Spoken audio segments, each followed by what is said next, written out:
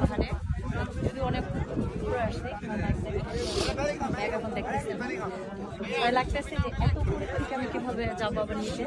খুব সুন্দর মেঘগুলো না আসলে অনেক সুন্দর, যত রোদ উঠবো তত মেঘ দেখতে পারবো। অনেক নিচে মানুষও আছে, ওই যে মানুষগুলো খুব ভালো লাগতেছে আমার কাছে মেঘ দেখতে।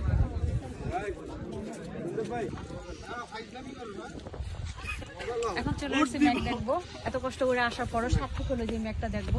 দেখার পর আমার সব দুঃখ কষ্ট ভুলে গেছে, ভিতরে খুব ভয় লাগতেছে, হাঁপিয়ে গেছি।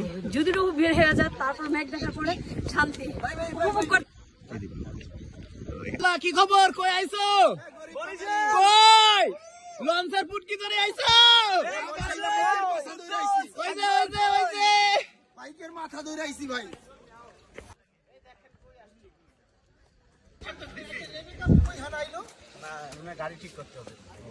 দেখি পাহাড় ওঠার পরে দেখবো যে ফিলটা কি।